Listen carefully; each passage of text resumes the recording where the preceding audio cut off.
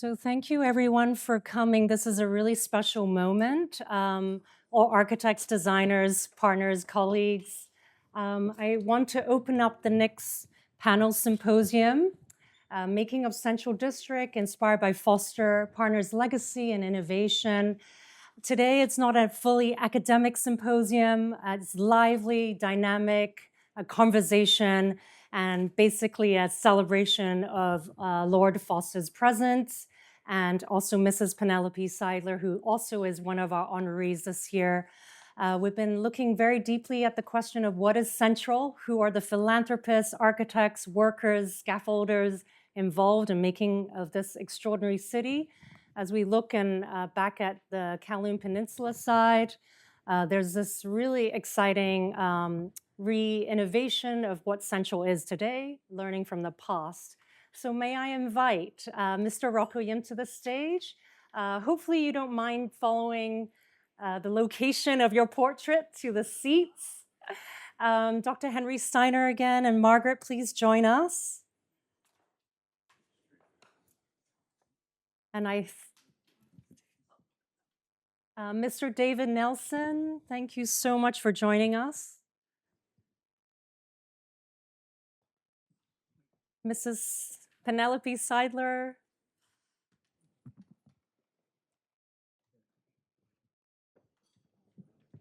Oh, Donald, there you are. Come on in.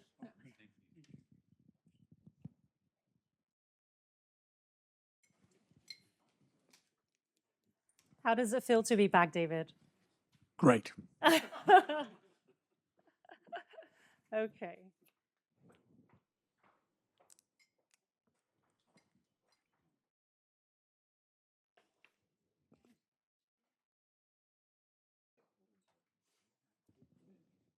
Oh, it's so excited to see John and Karen. John also is one of the biggest graphic memorabilia collectors in Hong Kong. So very happy he is here with us today.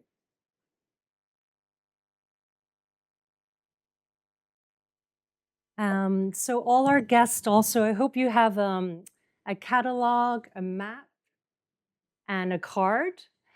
I won't have time to express the legacy of each of these individuals' biography. I think all of you probably know who they are. But if you'd like to scan your cards, there's longer versions of these wonderful bios of the individuals present today. So to kick off, Mr. David Nelson has worked with Norman Foster. Can I call him Norman? For 50 years. A huge round of applause to you.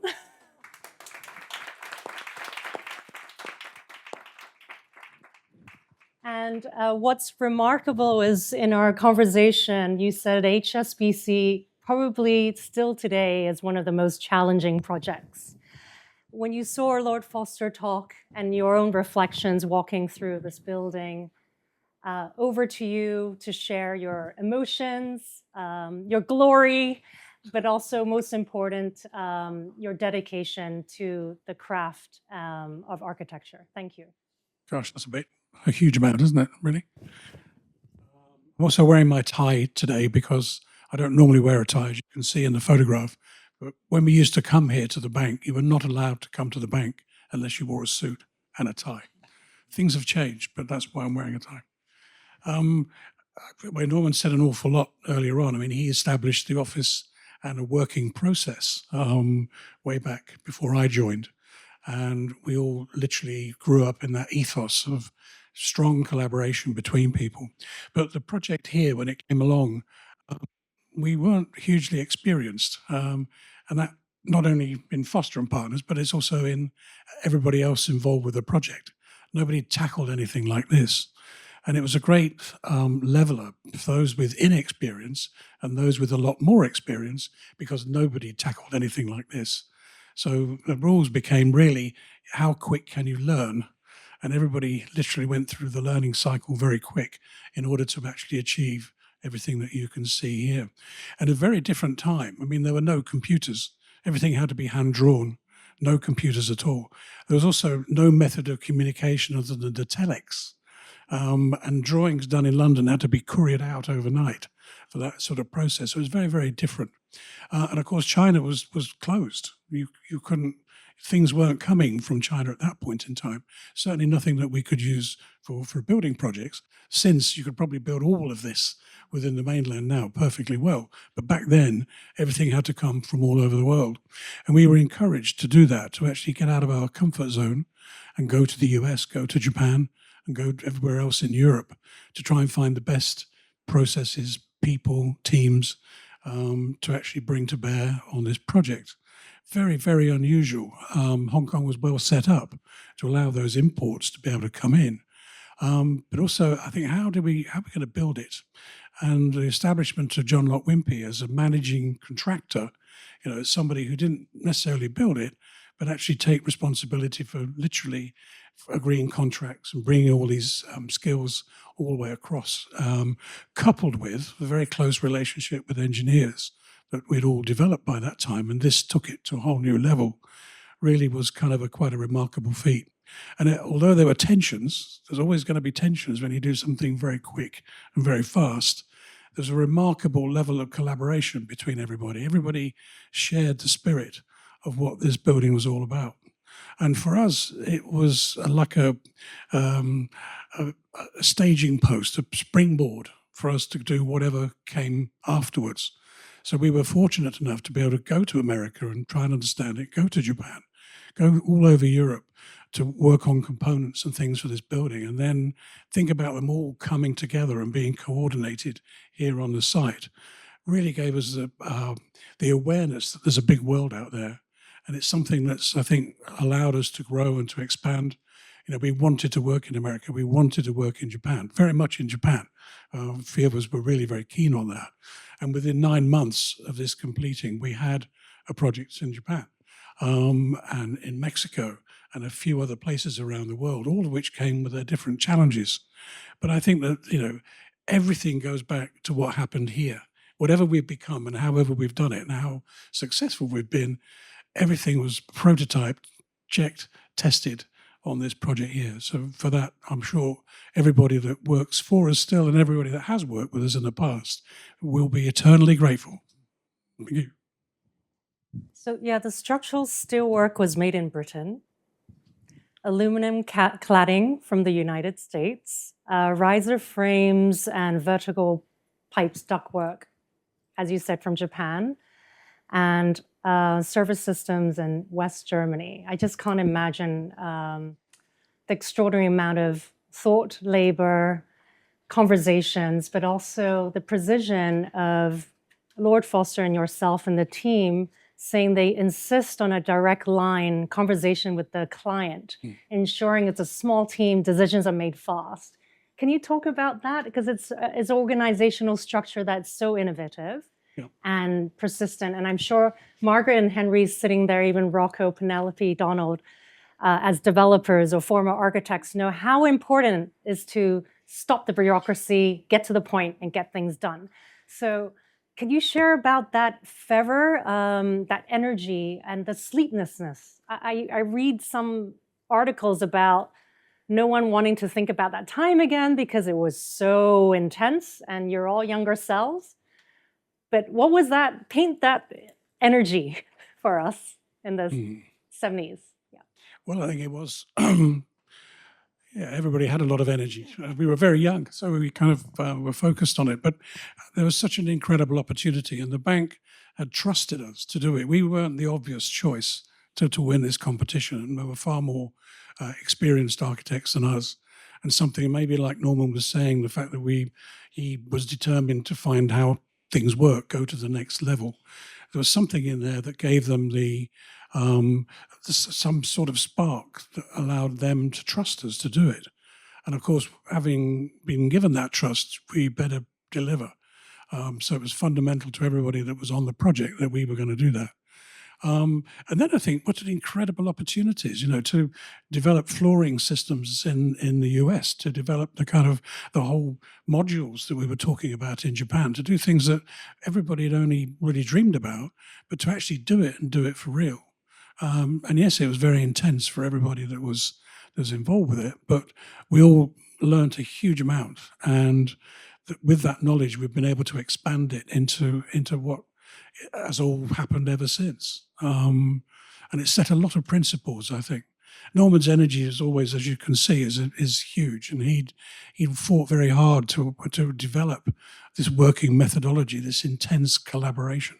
Now we have the phrase integrated design. It's interesting coming back and thinking about this, because I hadn't really thought about this being integrated design, but it is, of course, and in many ways it's the power example of everything that was to come. So things we've done from Apple, for Bloomberg, and all those other projects since have all had the spirit of collaboration and bringing together the best minds, listening, very much about listening, challenging, not just being satisfied with the obvious. And I think that's what has been a fantastic motivation for everybody. And we'd still want to pass that on now to all the next generations, that same spirit. Great. Penelope's sitting right next to you, Mrs. Penelope Seidler. I'm not sure you met back in the day, but maybe. But we love bringing people together, and part of the foundation, the nonprofit that we run, Design Trust, is really thinking about opportunities, taking that risk, taking that first project. But Mrs. Seidler, the architect partner wife of late Harry Seidler, also an accountant and a cherished cultural philanthropist, we're really, really honored you're here to be with us. She will share fondest memory of the competition time. But David, if you have time, we did bring back, with the graciousness of HSBC and Foster partners, allowed us to reprint the original 1979 competition. And I was looking at the archives, noticed some of the submissions with the 7 different firms. Of course, they say Foster is the clear winner, but the runner-up still won something special. So Penelope, over to you to share that moment in time. Oh, thank you, Marisa. It's so wonderful to be in Hong Kong again. My first visit to Hong Kong was in 1959. On January the 2nd, I was on my honeymoon, obviously with my husband, and and we arrived in Hong Kong the day the banners were up all over Hong Kong that Castro's taken Cuba. So it's quite a while ago, and 20 years before Lord Foster said he was here. So over that time, of course, Sydney's easier to relate to than London, I guess, in terms of time and energy. But over the years, I've been here many times, and absolutely every time there's the throb that you do feel it. I think we all know that. And it's can do, everything can do. And of course, we were very excited to be selected, I think, of one of 7 entrants to the competition for the bank. I'll just reread it, remind me. It's SOM, USA, Hugh Stubbins, also from US, Harry Seidler, Australia, Jochen Freeman, Australia, Foster Associates, York Rosenberg Model, UK, and Palmer Turner, which was also the architect of the former. Yes, that's right. Well, we were very excited, of course, and spent, considerable energy and time and excitement doing the our drawings and design, and during which time we were visited in Australia just to check out that the practice would be able to handle such a large commission by Roy Munden, who Lord Foster mentioned before. Well, naturally, we were a little disappointed that we didn't win, but, that's what happens. But the next day, the telephone rang, and it was Roy Munden, and he said, "Sorry about the bank, but I'm president of the Hong Kong Club, and we need a new building." So that's how that emerged, and naturally we were very pleased. And the next day after that, we got a telegram from Norman Foster saying, congratulations on getting the Hong Kong club. So it became a very friendly triumvirate, if you like. And while the bank was going up, our building was going up, but our building was finished in 1984, I think a couple of years before, of course, much larger building. And the bank and the club building, as you can see it right there, is similar in a way to the presentation for the bank building, obviously smaller, but expressive, the beams, which is obviously the dominant theme of the building. And in that regard, we collaborated, as we've been hearing, with the great Italian engineer Pier Luigi Nervi, who we had collaborated on various other projects. And his absolutely elegant solutions to beams, I think, still stands the test of time when you look at that building today. So it was a very exciting time, lots of trips to Hong Kong, and the club itself is only 4 stories high, and it faces the square here, of course, and the little patio or the little balcony for the governor to take the tribute every year. I don't know what happens every year now, but I think things have changed considerably. And the money for the building comes from the office towers, which are entered from the side road, another 17 floors. So the club itself, the whole building has no internal columns, so it's column-free. And the club is sort of a rotunda, rather Baroque planning, and everything is focused on the internal circular space. And I think it's, it's completely different to this building, but very powerful too. And we're very proud to have been associated with Hong Kong. Thank you, Penelope. There's this beautiful photograph also from your archives and in our show that we have of the launching of the building with the ceremonial pig cutting, the kind of Chineseness. The topping out, yeah, which was in December 83. And it opened in, I think, around May 84. Yeah. So I do agree about the tenacity of the builders here and the fantastic bamboo scaffolding, which looks so topsy. I mean, but it's tough. It was tough. And the work ethic here was confounding.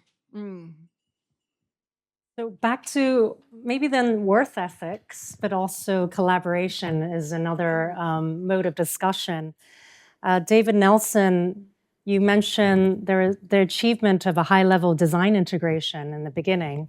There's this famous moment where Norman Foster with Buckminster Fuller, engineer Tony Hunt, James Mellor, the office graphic designer, cost surveyor John Walker were working on the inception of this project. And what I'm hearing is a lot of the motivation collaboration, say in Seidler office, is really partnering in tandem with the expertise to shape. So we have the most famous graphic guru designer on your right, Dr. Henry Steiner, and Mrs. Margaret Steiner, which married, working couple now, but also both innovative, building a lot of extraordinary logos for Hong Kong. And they have a very special story to share, also in celebration, in honor of this particular moment.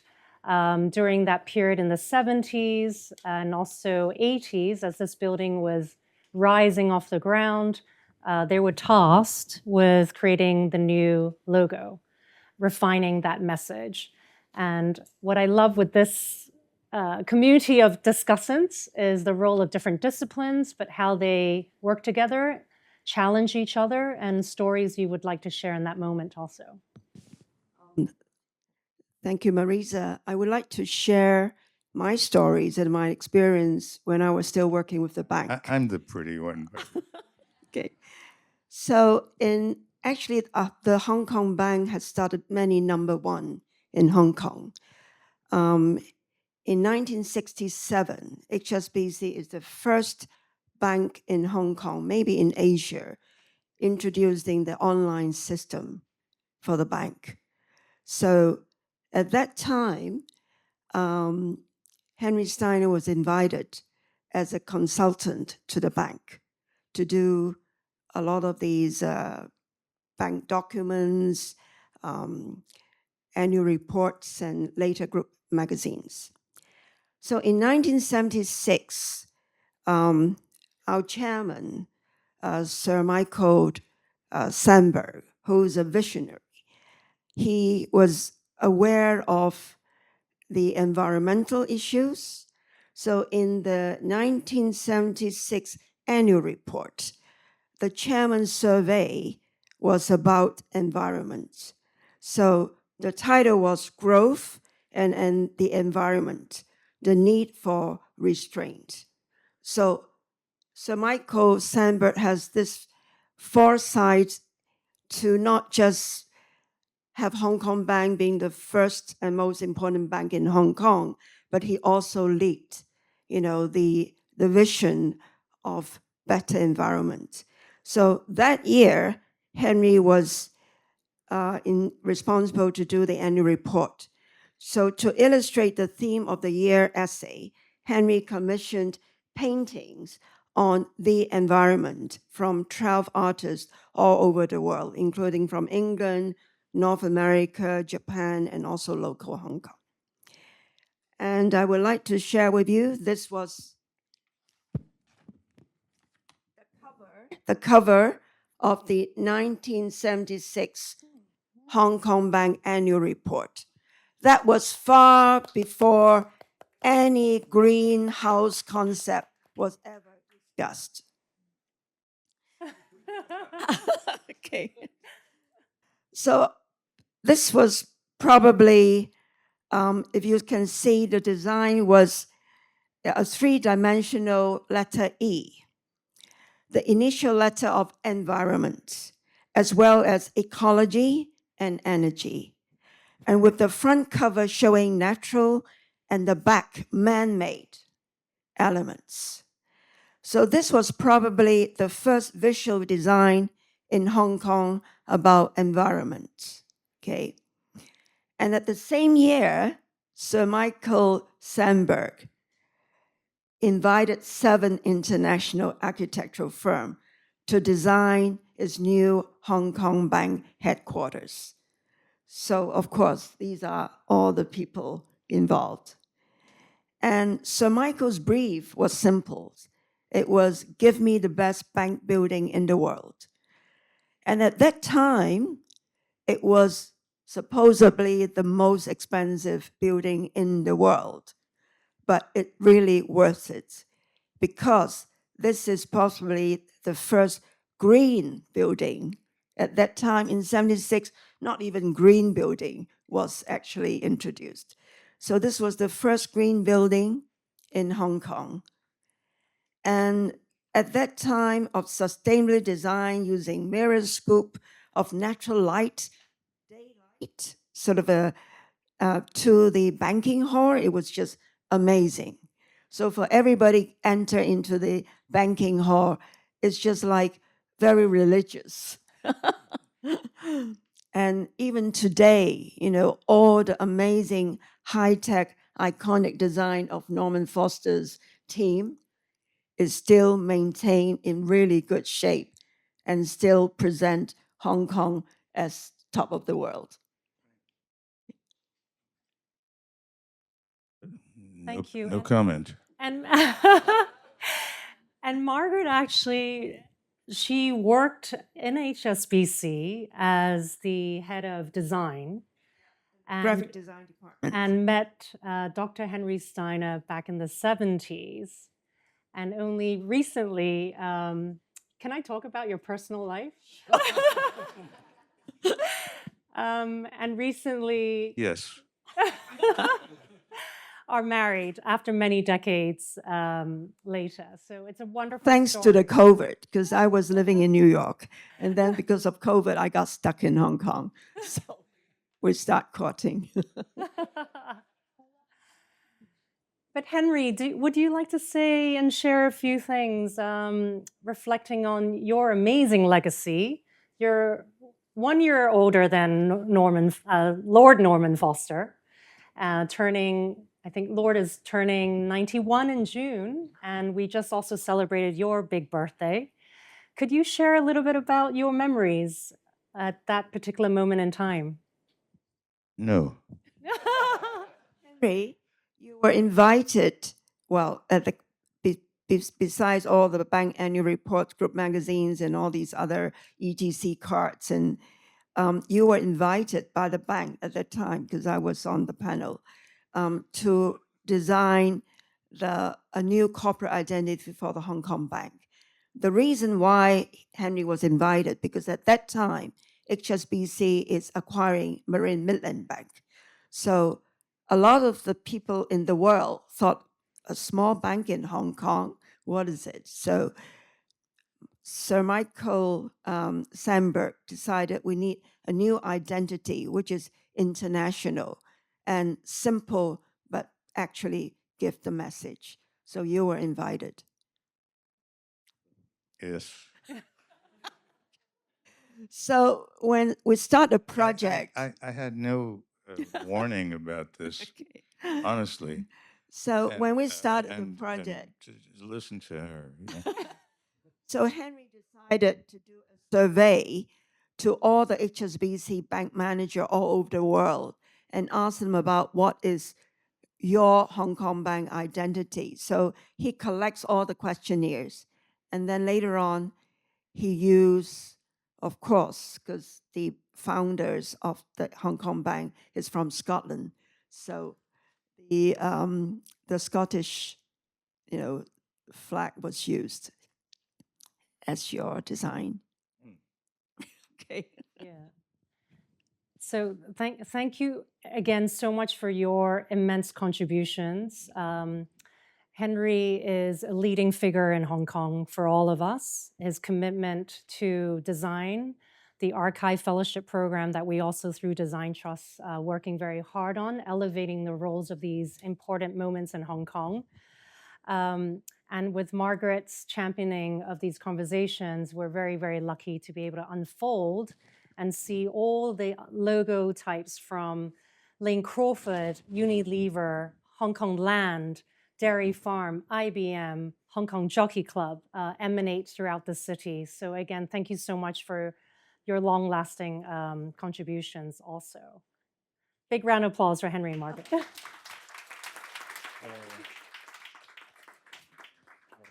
As we say, au contraire.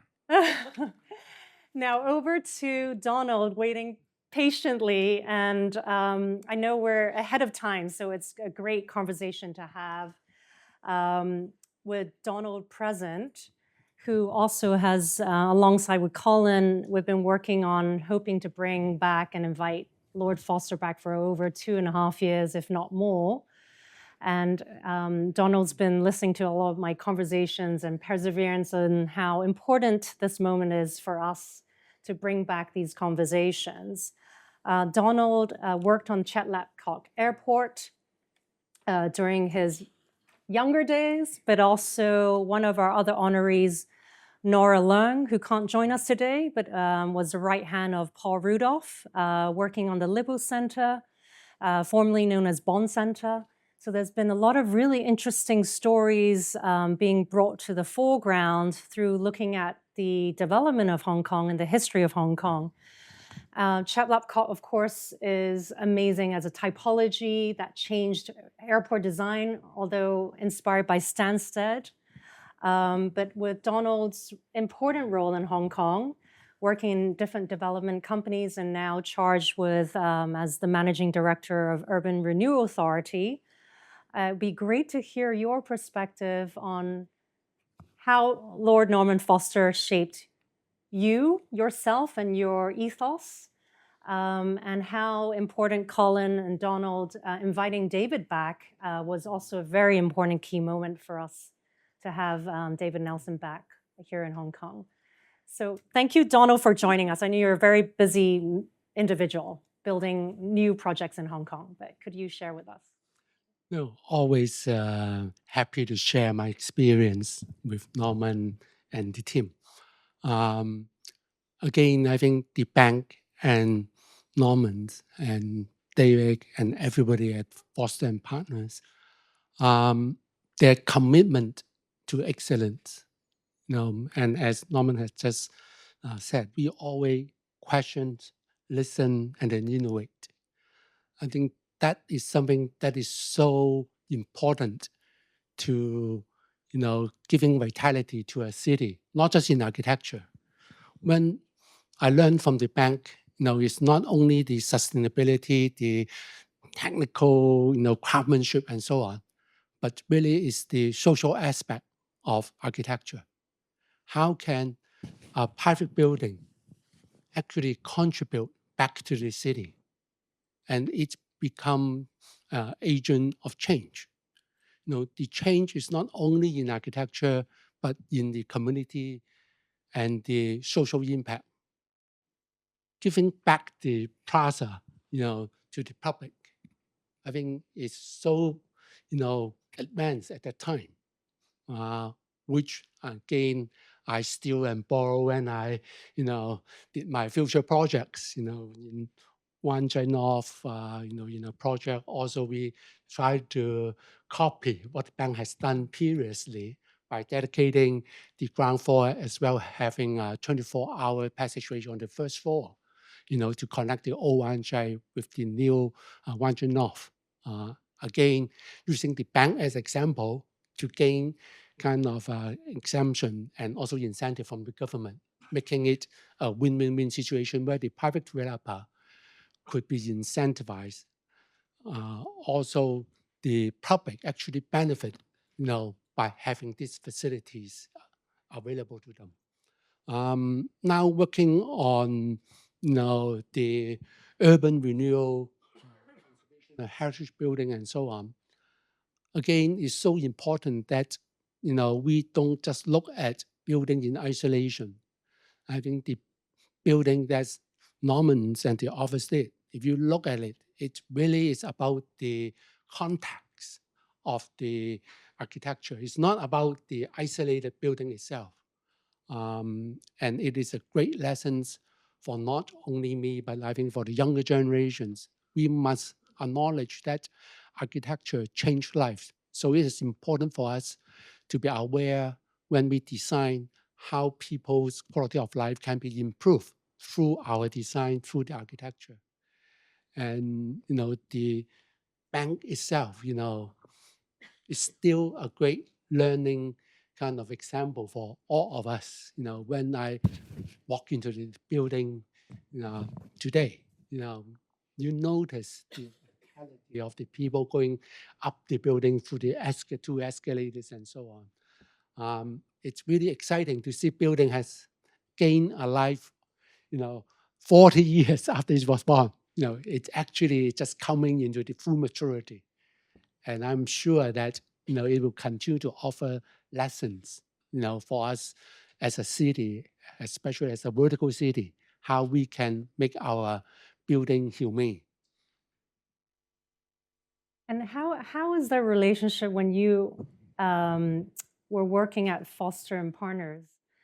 I was chatting with Colin and also looking at so many materials about the intensity of building the airport, HSBC, but now today, David, is that correct? With 2,000 members in the company, it's also this importance of these Monday check-ins, conversations about projects worldwide. What was it like back in the 90s when you were part of Foster and Architects? Well, I think it's And this is intense, off the record, right? So, he's not here. You can talk about what was working with Lord Foster like. No, I think the whole office benefit from Foster's vision and his commitment. His energy actually spread throughout the office, around the world. No, I still remember he, came in on, Wednesday flight, went up to Bohem Park for a jog, and then we have dinner, we have crit. The next day, then, meet the client, resolve some of the issue, and then he will fly back out, So it's just almost 24-hour shift. So again, I think, but everybody is willing to work hard because I think we have a common purpose. I think, it's unique in the sense that in, Foster and Associates, everybody actually is aligned on the same goal. We want to make a difference with our architecture. We want to improve people's quality of life. And then it is something that we love to do. So it's not, overtime tonight or whatever. Everybody actually wouldn't rest until the problem has been solved or the task has been done.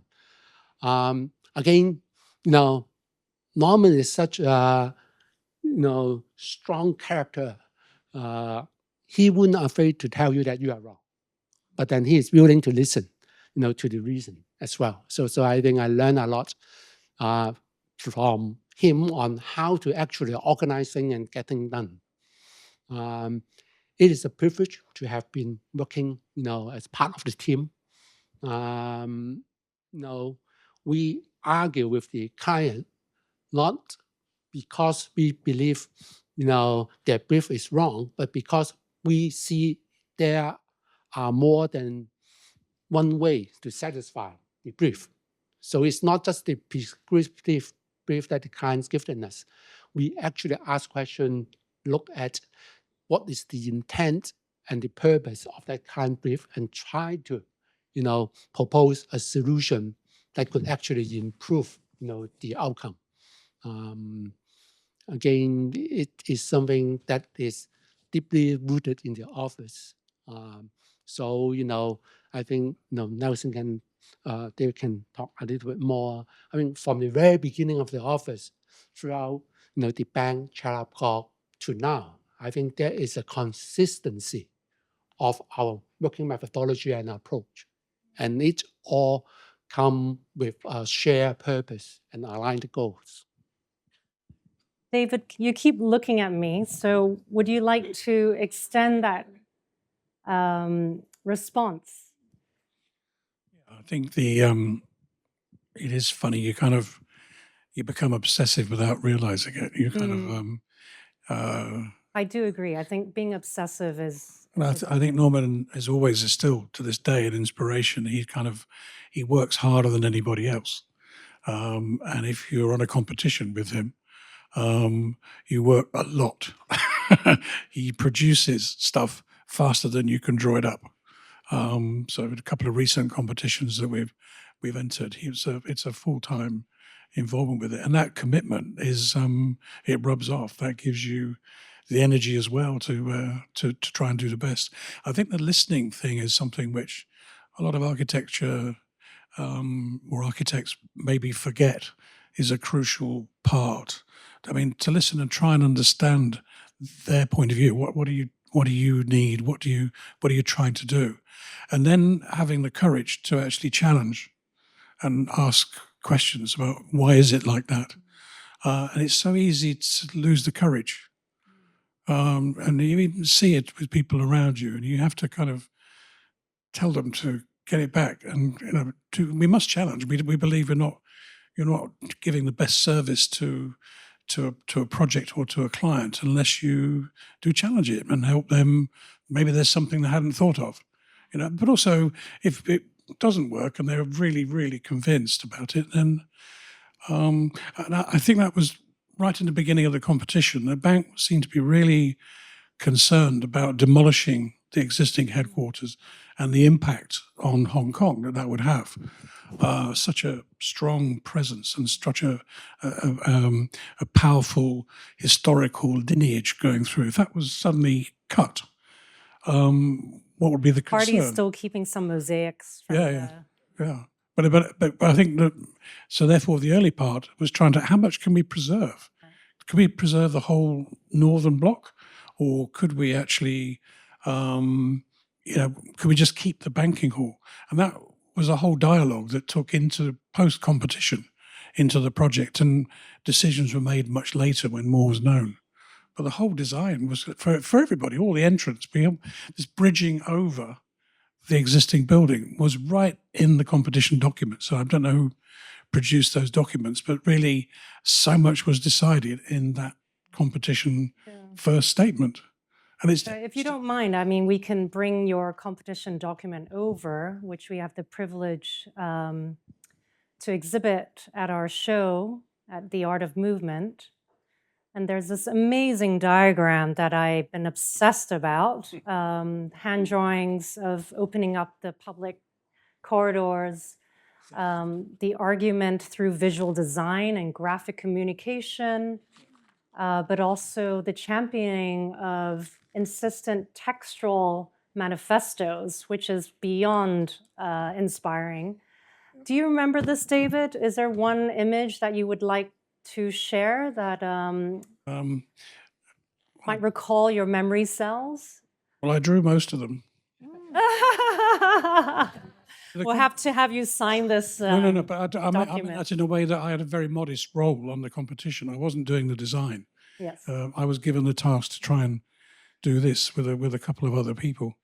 So I remember trying to, and I think that's the other thing that architects don't really get, is a training in communication. And Norman's always been incredibly good at it and very focused on it. So, how do you convey fire protection? I'm looking at this one in here.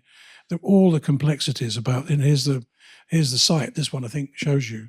This is the phasing. We were allowed 2 little bits on the east and western side. That's where you could land. This was the front of the existing bank headquarters, and we need to keep it. Yeah. And if you build behind it, could you build in a way that maybe we never knock this down? We actually leave it, and you form a new and old relationship. And that if you think about back to that time, Hong Kong was one of the places in Asia that didn't really maintain a lot of the history. It was very much about the new, that energy, things changing. So for them to be that sensitive about it, I thought was looking back again, I think that was quite amazing. And it took a long time to get to the point where if we're ever going to get this done, we have to do something more dramatic. So the project was quite advanced before decisions were made about that. Yeah.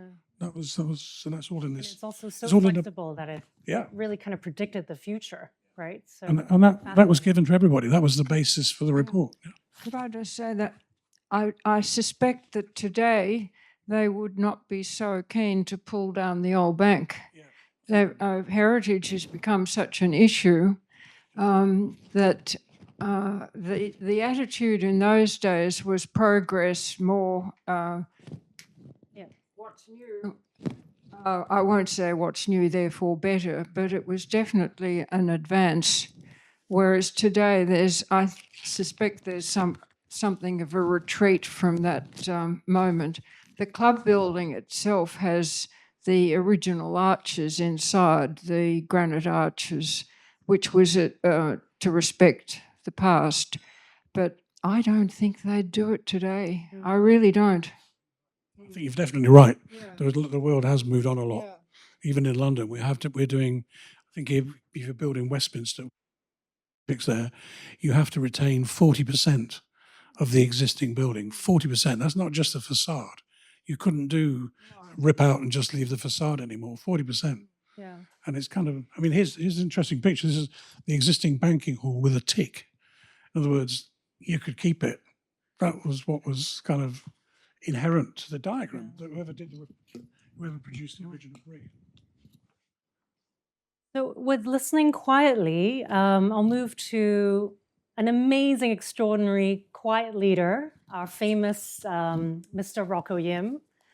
Also one of our past honorees, but also a major inspiration. I still remember 2009, we were sitting in the empty West Kowloon Cultural District when we were doing the Hong Kong Shenzhen Biennale, and we had this amazing opportunity to be in a dialogue at that time for the master plans of West Kowloon, And now Rocco, the leading architect based in Hong Kong, built the Hong Kong Palace Museum, a huge portfolio of success, and reacting and inviting you.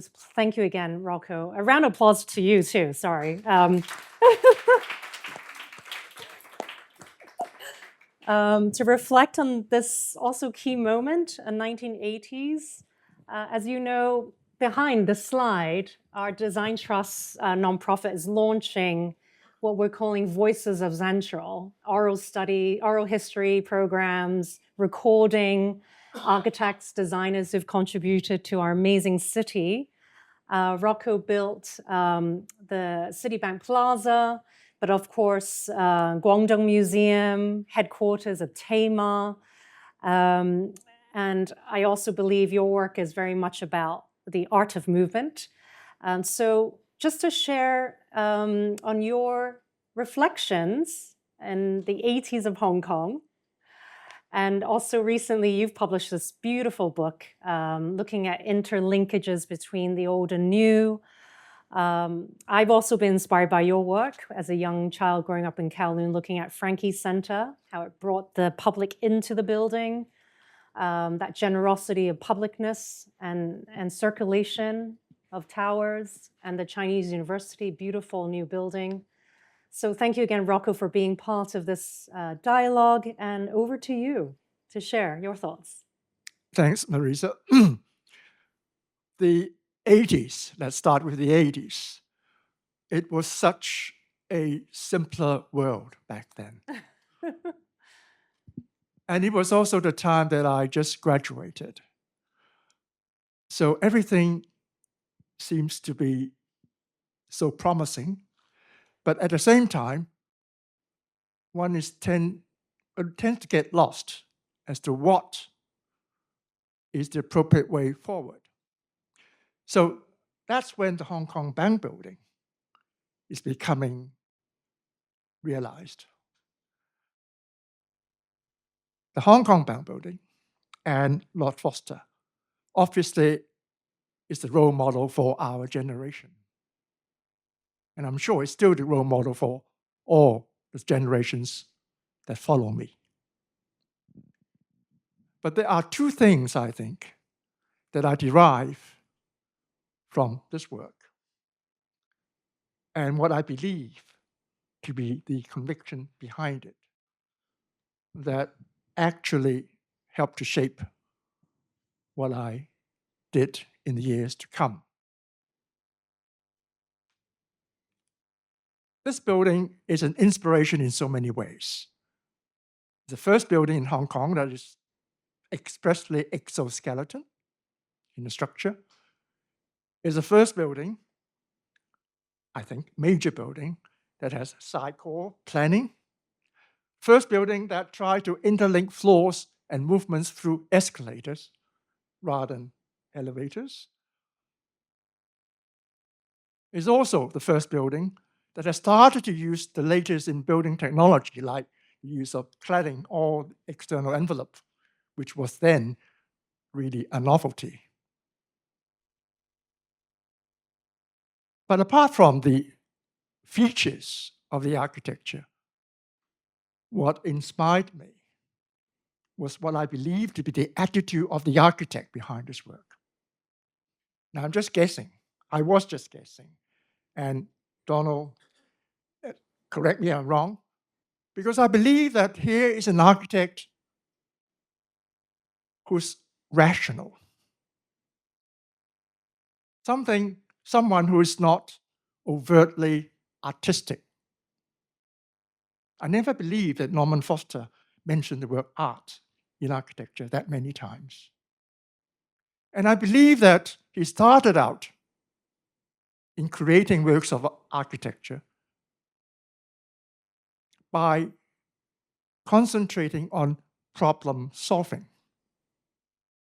And that's what I believe. And that's what I've been kept on coming back to in my subsequent works. That architecture, no question, is an art. You don't have to mention it. But it's not just an art. It's the art of problem solving. So if you look at this building, you see all the details, the junctions, the planning, everything seems to be conceived with the conviction that he's solving some problems which is beneficial to the users, to the city, to the community. But he elevated the technique of problem solving to an art form. And that is the essence, I think, of Foster. I pause here. Am I correct, or am I just, making wild guesses? David and Donald. Donald, go on. Well, I think, Maybe we should just ask him. But I have looked at his newest monograph, and he does talk a lot about art in terms of commissioning contemporary artists, which is very similar to Penelope. But I agree with you, the art of problem solving is probably genius in terms of endless scenarios, drawings, and sketches. Well, when you look at architecture as an integrated design, then actually there are so many components that you need to, mix together to give a final solution. And that cannot come from an irrational, thinking. It has to be a rational way of approach. So in that sense, definitely, I think, the approach is very much logical and rational. But then, we are not just engineer. Right? Architect does have a role in creating an inspirational environment. And that is the art of architecture. Maybe I should just supplement that. I have looked at Lord Foster's subsequent works. So I stuck to my belief. But I also discovered that he has defined problem in a much wider sense. So it's not just about function. It's not just about technical proficiency. Problems for different pieces of work might be different, depending on the content, depending on nature, depending on location. I mean, if you look at the Berlin Parliament House, that's not just solving a movement problem or a technical problem or a usage problem. That's projecting an image. And that's what that building requires. And that's the sort of problem that he's solving in his unique way of a glass dome. Definitely, I agree with that. I think, So the problem solving goes, to a much higher level. Well, architecture, to a certain extent, is a science system. So, it symbolizes something. And that way beyond the functional need. For the Reichstag, what is the image for unified Germany? Right? How do you actually, look long enough back into the history of the Nazi, of the Red Army occupation, but also you look, into the future. What would be a democratic society needs as a symbol of their government? And I think you are absolutely right. We are reframing the question, so that actually it can be something beyond the functional. I don't want to turn this into a lecture, right? So let me move on. The second thing that inspires me personally is something that both Donald has mentioned, and I'm happy that Sir Norman also mentioned in particular, and that's the social dimension of the Hong Kong Bell Building. The way he lifted up the building, created a route for people to pass through, that was inspiring. And I've actually come to realize something Donald has just said, that architecture is not just an object. It's something that contributes to the city, to the movement, to the working, of the urban fabric. And therefore, in my subsequent works, from Citibank Plaza to Tamar and IFC, I actually taken on that idea and expanded it. So using architecture as a venue to improve the connectivity of our city in multiple dimensions. That is the main thing that inspired me in my subsequent works. And the fact that our central today is working so well as a three-dimensional movement network that's superimposed onto our cityscape probably originated partly from Hong Kong Bank, and of course, partly from, in those days, what Hong Kong Land is doing in connecting their properties together. And that has served us so well. And from first-hand experience, I could tell you, that's the envy of most Chinese cities that I've been to, including Shanghai and Shenzhen. They're trying to emulate that for many years. Still, if I be slightly impolite, without success so far. So at the moment, I think Hong Kong as a three-dimensional mobile city is still the one to come to and look at. But because also Penelope and David flying back overseas, if you don't mind to allow myself to ask you one or two last questions before we move on. The connection between spaces and people, there's the Millennium Bridge, which is well known in your practice, that connected the original poor neighborhoods to the center. There's a lot of projects, even like in Apple that you led, and Cupertino, that talked about connectivity and translating new ways of working.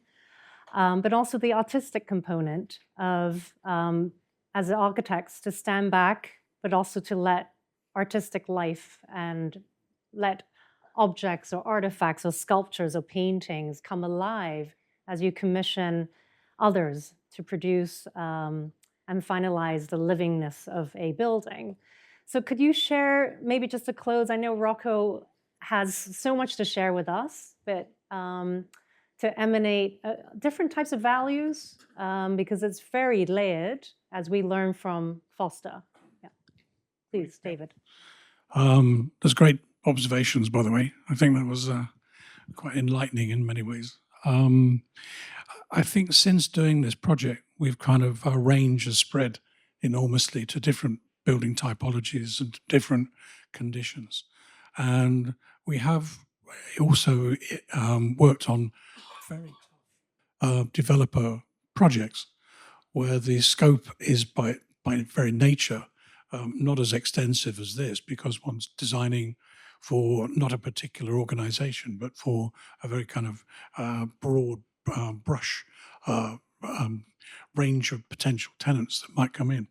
And the word efficiency in that world tends to boil down to cost, and which is very good discipline for an architect to learn going through a process. So we do a lot of commercial work, and it helps train the architects to really think very seriously about how you can achieve economies within a design that later on, when you have that very wonderful museum you're designing and the ambition goes beyond the finances, you have some skill there in order to be able to maintain the design, but to actually bring it down.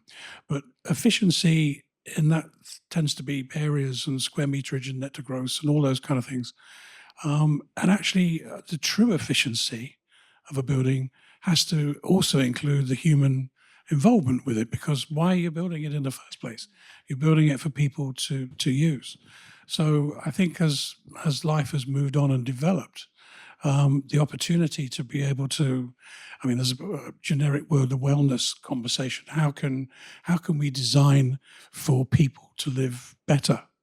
What can we do all the way down? How can we work and use science? And that's an area that we're really focusing on a lot these days in terms of how can we make working in a building, living in buildings better for people. Thank you.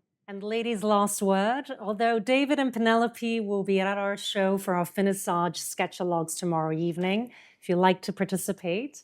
But Penelope, it's amazing to have you back in Hong Kong. Thanks to Charlotte and our friend James. But please, would you like to share your last I words? agree with everything you said. How can you judge a building? My test is wait 50 years. But these days, there's so much talk about environmental, causes and efficiencies, etc. I'm not sure that they always end up with the best result. This building is obviously done very well. I think the one over next door is okay too. But it's a problem about when people talk about environmental problems and buildings, usually they're all talking about different things. And I don't think we've got to the stage yet where we really understand what the implications are. And in terms of removing existing buildings, as I mentioned before, and heritage and social considerations, these elements have become so much more important than they were 50 years ago. But on the one last little point about art, our practice has always considered art part of the design of the building, not something to be just tacked on at the end. When you design a building, and you think historically of all the great buildings, particularly in Europe, art is an integral component of the building. So when we designed the Hong Kong Club, and you probably saw the photos of it, there was that beautiful Helen Frankenthaler tapestry, which has now disappeared. Nobody knows what's happened to it. But it's sad because it was designed for that space, and I think it looks quite dramatic in that space. And I tell you what, if they wanted to sell it, they'd get a lot of money for it now. She's gone up in the art world.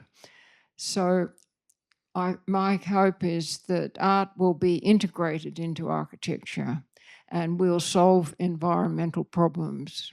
Easy? And on that note, thank you so much for joining us for this panel. Thank you so much.